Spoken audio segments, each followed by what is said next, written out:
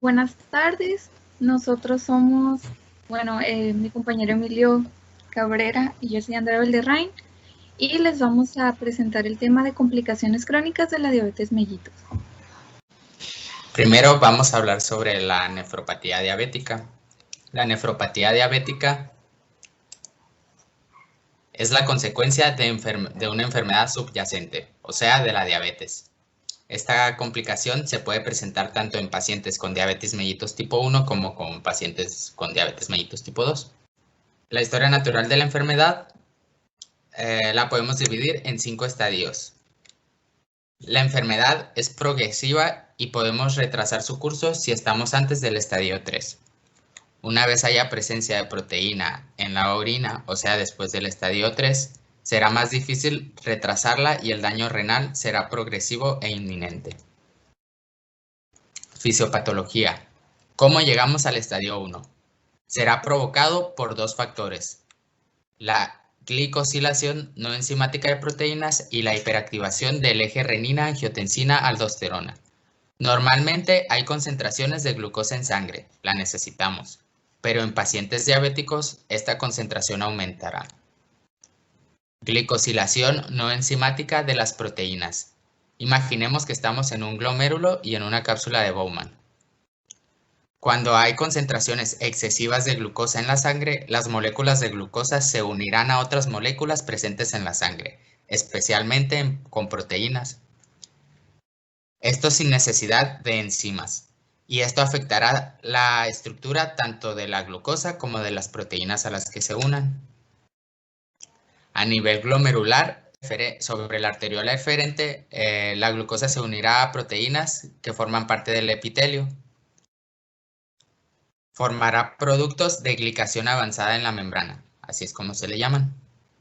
Estos productos después engrosarán y endurecerán el endotelio. A esto se le llamará aterosclerosis hialina. Se reducirá la luz del vaso sanguíneo aumentando la presión de la arteriola. Esto aumentará la presión hidrostática de los capilares glomerulares y como consecuencia también aumentará la tasa de filtrado glomerular. ¿Por qué se afecta el eje renina-angiotensina-aldosterona? Como podemos ver, la glucosa normalmente es filtrada por el glomérulo. El filtrado junto con las moléculas avanzan por los túbulos y posteriormente las moléculas serán reabsorbidas por unos canales llamados SGLT2. Estos canales utilizan sodio como cotransporte.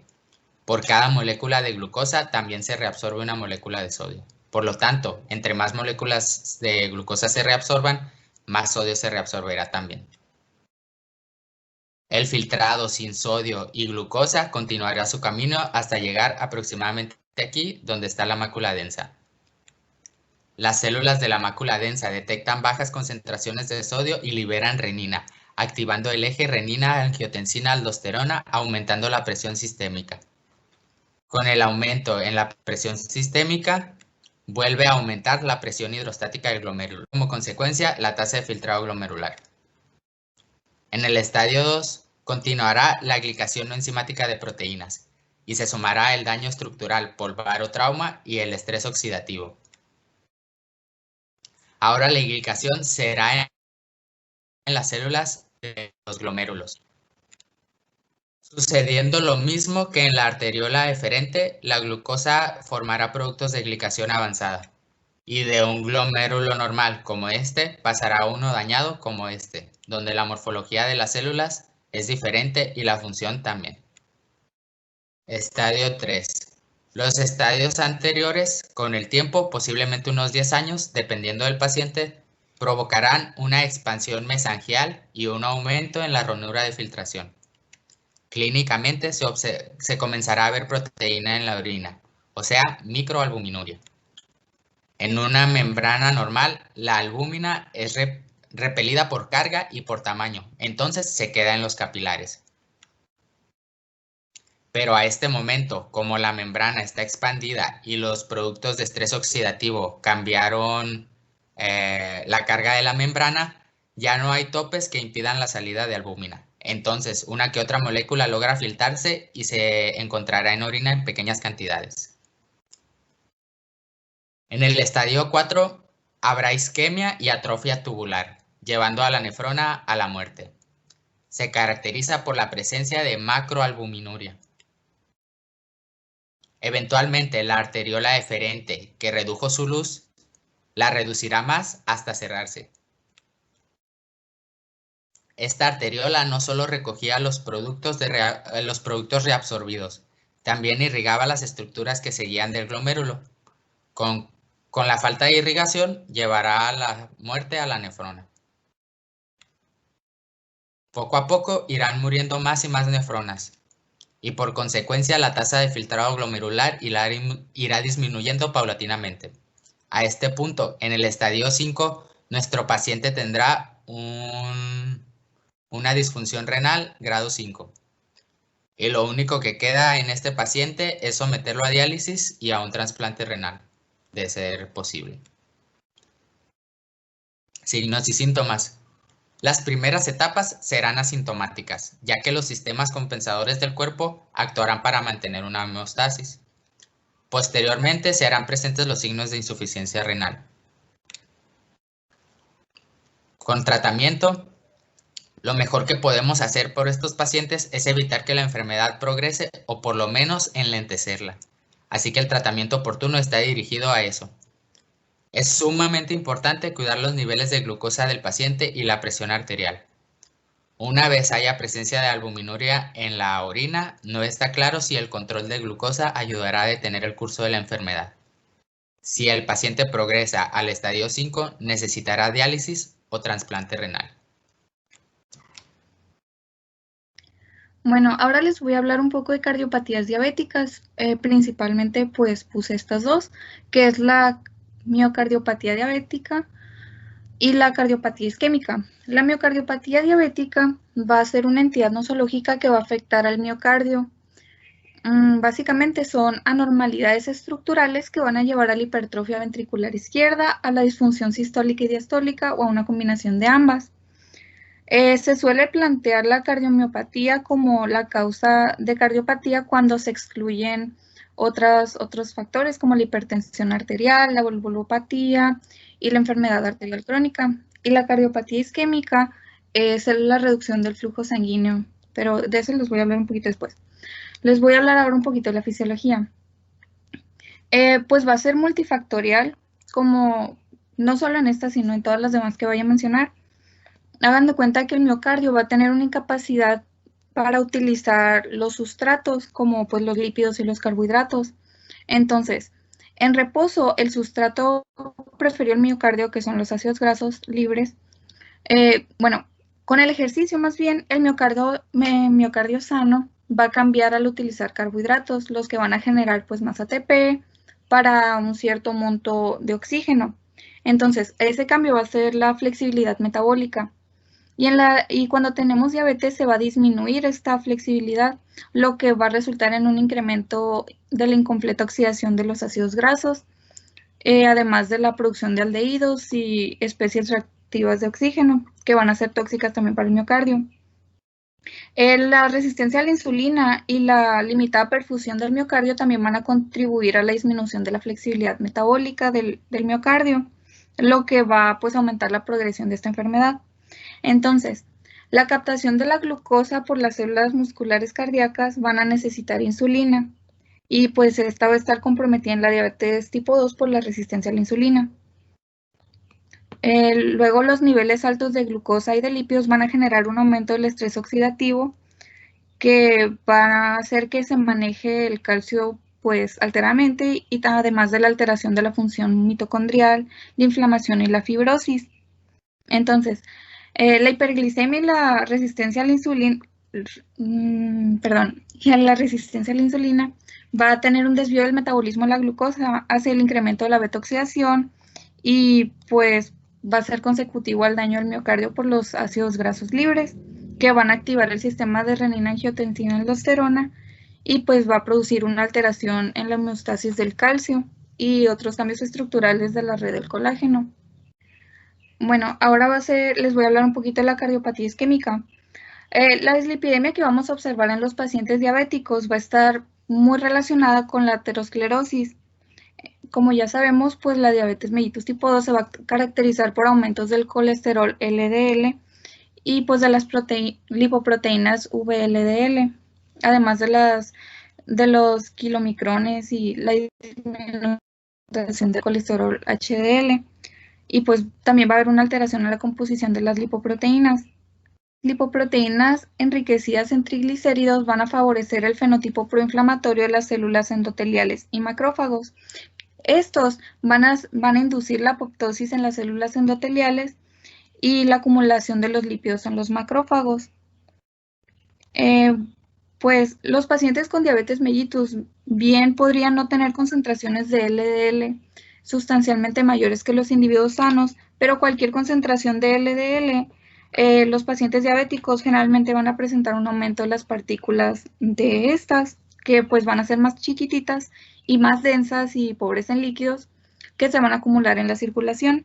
Entonces las partículas de LDL van a entrar rápidamente a través de la pared vascular y pues van a ser tóxicas para las células endoteliales, lo que va a causar mayor producción de factores procoagulantes y puede ser oxidadas e inmovilizadas más rápidamente por los proteoglicanos que van a estar en la pared arterial, y esto va a estimular la forma del desarrollo de la aterogénesis. Aquí les puse pues el cuadro clínico, que pues naturalmente vamos a tener dificultad para respirar, hinchazón en las extremidades, la fatiga, palpitaciones, mareos, aturdimiento, edema, pues lo normal en enfermedades cardíacas, ¿no? Y los factores de riesgo son muy parecidos en todas las demás enfermedades que voy a mencionar, porque mientras mayor tiempo tengamos con la diabetes, pues es un factor de riesgo porque puede que dejemos de prestarle atención a la enfermedad, además de que pues el alcoholismo, la obesidad, problemas en válvulas cardíacas, la hipertensión y todo eso. Y las complicaciones pues van a tener que ver con insuficiencia cardíaca, coágulos sanguíneos, paro cardíaco y pues inclusive la muerte. El tratamiento es básicamente hábitos saludables, tratar pues nutrición con el menor índice glicémico que podamos, priorizar y optimizar la actividad física, además de de los tratamientos para la diabetes que ya vamos a estar usando, como la metformina o las estatinas. Ahora les voy a hablar de la retinopatía diabética. Esta va a ser causada por el daño a los vasos sanguíneos que van al tejido sensible de la luz que se encuentra en el fondo del ojo o en la retina.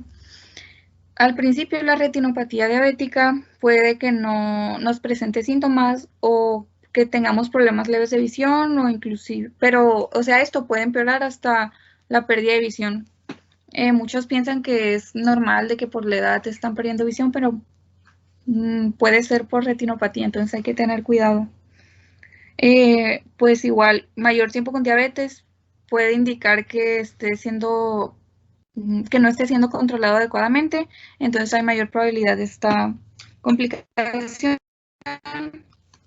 Nomás como dato, la retinopatía puede haber de dos tipos: no proliferativa, que es la que se desarrolla primero y que va a producir la hipermeabilidad capilar, pero esta o sea, es el inicio, pues no es como que gravísima. La que es más grave es la que decía a partir de ahí, que es la retinopatía sí proliferativa, que pues puede producir hemorragia vítrea y desprendimiento de la retina por tracción. Pues aquí se va a caracterizar por la formación de nuevos vasos. Les voy a hablar un poquito de la fisiopatología.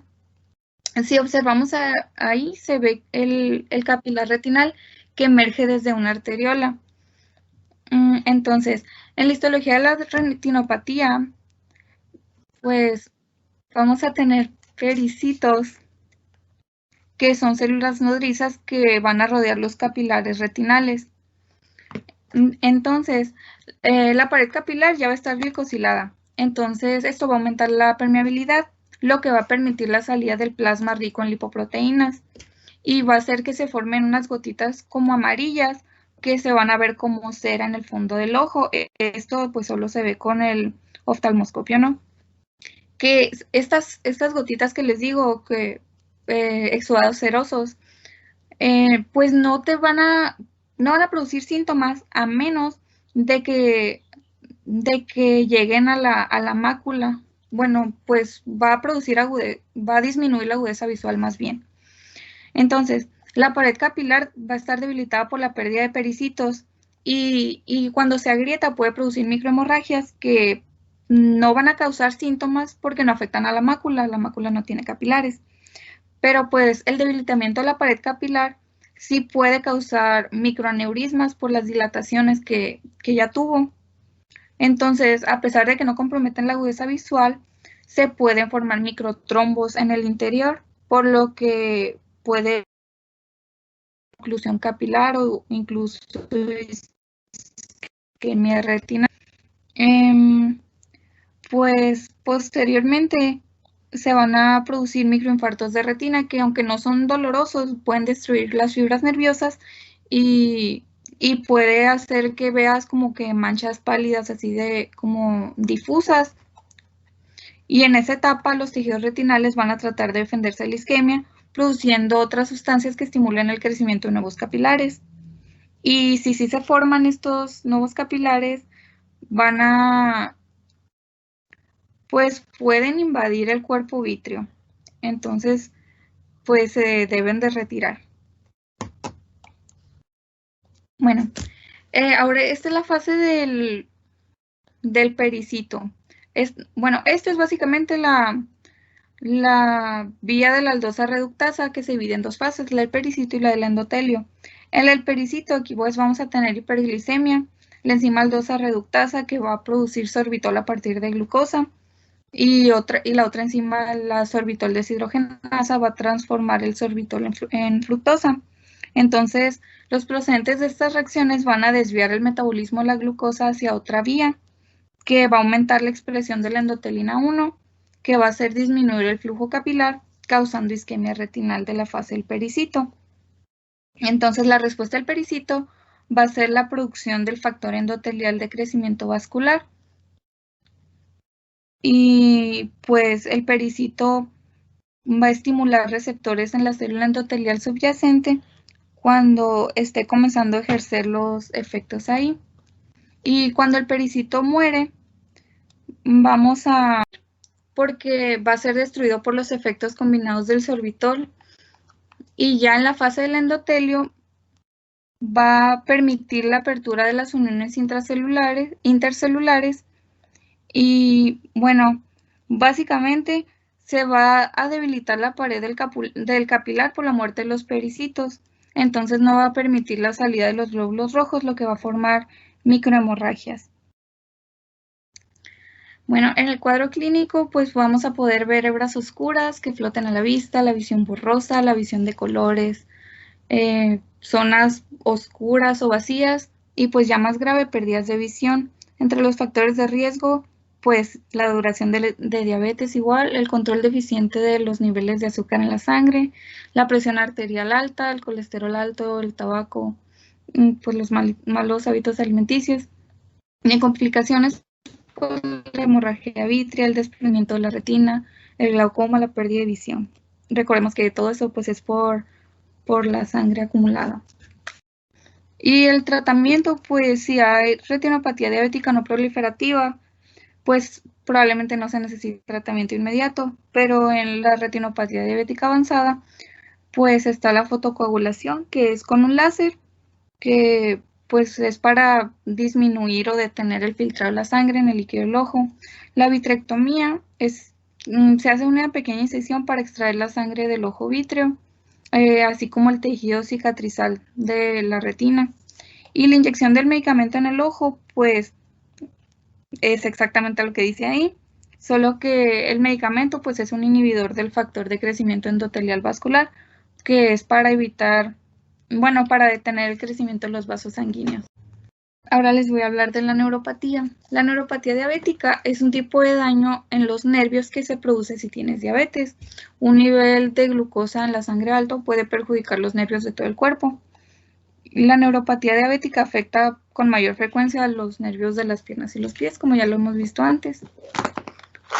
Hay 4 tipos. La periférica, que es el más común, va a afectar en primer lugar a los pies y las piernas y posteriormente a las manos y a los brazos. Los signos y síntomas de las neuropatías pues depende de la región, ¿no? Pues por ejemplo en este caso sería el entumecimiento, sensación de hormigueo, ardor. Hay personas que o son muy sensibles al tacto, que cualquier tacto pues les duele, y hay gente que no siente nada, que pierde la sensibilidad. Luego está la neuropatía autonómica, que pues tiene que ver con el sistema nervioso autónomo, como pues va a controlar el corazón, la vejiga, el estómago, los intestinos, órganos sexuales y ojos. Y pues los síntomas van a ser pues referente a eso: problemas de la vejiga, de los intestinos, vacío estomacal lento, cambios en la forma en que los ojos se adaptan. La neuropatía proximal va a afectar a los nervios de los muslos, de las caderas, glúteos y de las piernas. Igual la sintomatología va a tener que ver con eso: dolor intenso en la cadera, en los muslos, en los glúteos, debilidad, dificultad para pararse. Y la mononeuropatía también se llama neuropatía focal, pues hay dos tipos de esta: la craneal y la periférica, y es en un nervio en específico. Entonces esto, pues dependiendo de dónde sea, si craneal o periférica, pues va a producir dificultad para enfocar la visión, dolor detrás de los ojos, parálisis en algún lado del rostro, entumecimiento en las manos o en los dedos, debilidad en la mano y todo eso. Aquí la fisiopatología también es multifactorial. Pues básicamente tiene que ver con que pues ya la hiperglucemia va a generar glucotoxicidad. Entonces van a haber alteraciones en la señalización de insulina que van a activar varias vías bioquímicas que van a afectar el metabolismo celular, lo que puede generar cambios estructurales de trascendencia, como por ejemplo que hay una desmielinización segmentaria, la degeneración waleriana, la microangiopatía y pues pérdida de fibras mielinizadas y no mielinizadas. Entonces, la hiperglucemia va a aumentar la producción mitocondrial de radicales libres, lo que va a disminuir la capacidad de las defensas antioxidantes y va a activar las vías metabólicas, como pues por ejemplo los productos finales de la glicación avanzada, la activación de la vía de los poles de la aldosa reductasa, la activación de la polimerasa, de la ciclooxigenasa y todo eso. Entonces todo eso va a tener un impacto directo en la actividad neuronal y pues en la función mitocondrial, la permeabilidad de la membrana. Además de que la hiperglucemia genera estrés oxidativo en el retículo endoplasmático, lo que va a acumular proteínas anormales y apoptosis. Esos son los factores, pues los multifactores que les mencioné ahorita que pueden causar la neuropatía diabética. Y bueno, pues los síntomas ya se los mencioné. Los factores de riesgo, igual que todos, solo que pues podemos agregar la enfermedad renal y el tabaquismo. Y como complicaciones, pues si no sabemos que tenemos hipoglucemia, pues puede haber pérdida del pie, de la pierna, infecciones de las vías urinarias, descensos bruscos de la presión arterial, problemas digestivos.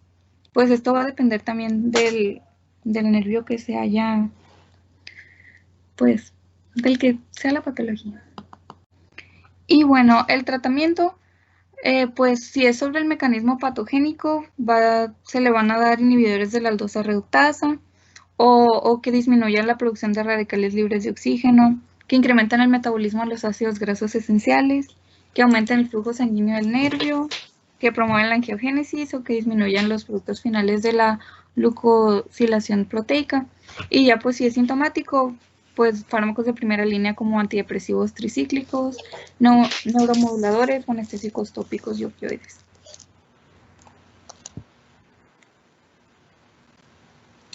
Por último, vamos a hablar sobre el pie diabético. Más que una enfermedad como tal, es la consecuencia de diferentes procesos que suceden en un paciente diabético, ¿no? Obviamente. Consiste en una ulceración de los tejidos del pie de un paciente diabético, como se ve en la imagen. Puede aparecer hasta en el 20% de las personas diabéticas. Los factores desencadenantes serán la neuropatía diabética, el daño vascular periférico y la susceptibilidad a infecciones. El paciente sufrirá heridas, golpes, raspones u otras. Y gracias a la neuropatía no se dará cuenta de estas porque pues no sentirá. A esto hay que sumarle el compromiso de los vasos periféricos. Estos retardarán la respuesta inmune que debería llevarse en esas heridas y también el tiempo que tardará la herida en sanar. Sumada también la respuesta inmune que está afectada en estos pacientes, al final tenemos una combinación de factores que propician el desarrollo de úlceras. He aquí la importancia de estar en constante revisión de los pies, mantenerlos limpios y cuidarlos. Factores de riesgo que se deben sumar también están, por ejemplo, el hábito de fumar, la falta de adherencia al tratamiento de la diabetes, la hipertensión y caminar descalzo, entre otras. Signos y síntomas. En general, estos signos y síntomas hacen referencia a la neuropatía y al compromiso vascular. Estos que predisponen al paciente al desarrollo del pie diabético. Pero el signo más importante serán las lesiones que pueda detectar el mismo paciente en sus pies.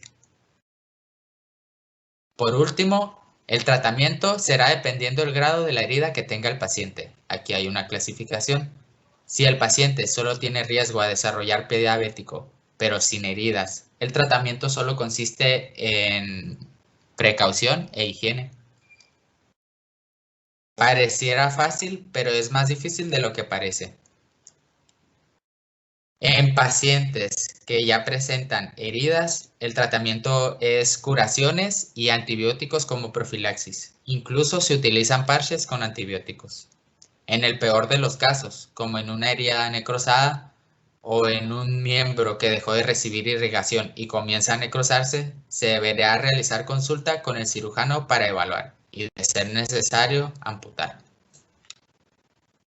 Aquí están algunas de las referencias que utilizamos para la elaboración del video y les agradecemos su atención.